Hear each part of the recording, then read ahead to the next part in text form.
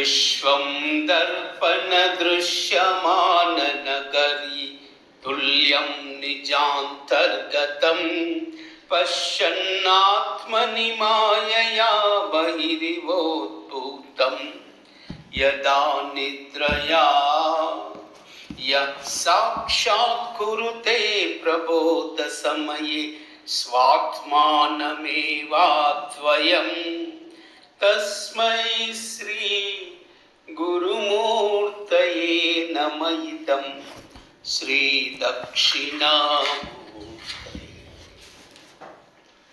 बीजस्यान्तरिवाङ्कुरो जगदिदं प्राग्निर्विकल्पः पुनः माया कल्पितदेशकालकलना वैचित्र्यचित्रीकृतम् मायावीव विजृम्भयत्यपि महायोगीव यः स्वेच्छया तस्मै श्री गुरुमूर्तये नमः इदं श्री दक्षिणामूर्तये। यस्यैव स्फुरणं सदात्मकमसत् कल्पार्धकं भासते साक्षात् तत्त्वमसीति वेदवचसा यो बोधयत्याश्रितान् यः साक्षात् कारणात् भवेत् न पुनरावृत्ति भवाम्भो निधौ तस्मै श्री गुरुमूर्तये नमः इदं श्री दक्षिणामूर्तये। नानाचित्रघटोदरस्थितमहादीपप्रभाभास्वरं ज्ञानं यस्य तु चक्षुरादिकरणा द्वारा बहिः स्पन्दते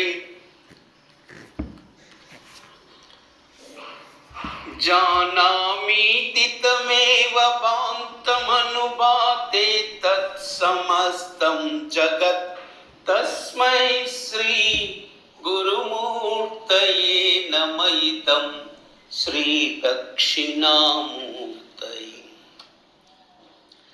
देहं प्राण अपीन्द्रियाण्यपि चलां बुद्धिं च शून्यं विदुः श्रीबालान्दजडोपमात्वहमिति भ्रान्ता वृषं वादिनः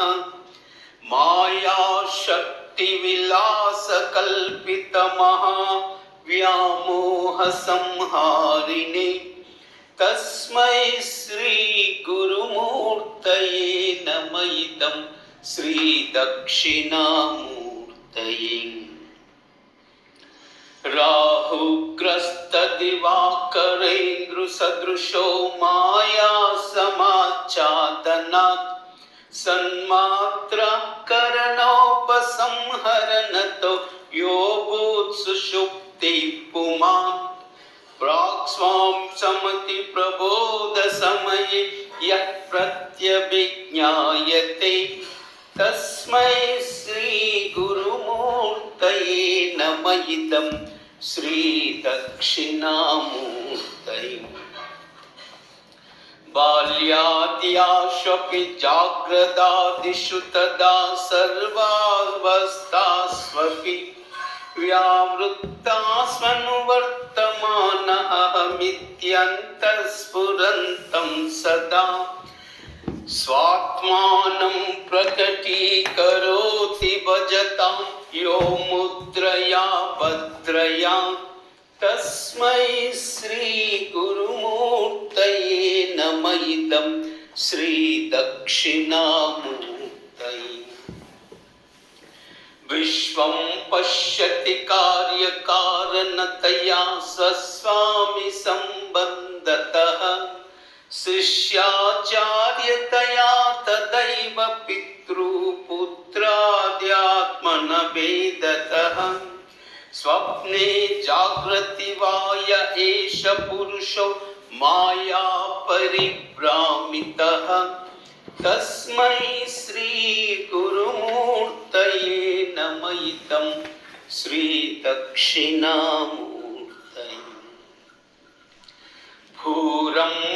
नास्य नलो निलोम्भरमः नाथो पुमांशु पुमान् इत्यावाति चराचरात्मकमिदं यस्यैव मूर्त्यष्टकम् नान्यत् किञ्चन विद्यते विमृशतां यस्मात् परस्मात् विभो तस्मै श्री गुरुमूर्तये नमः इदं श्री दक्षिणामूर्तये।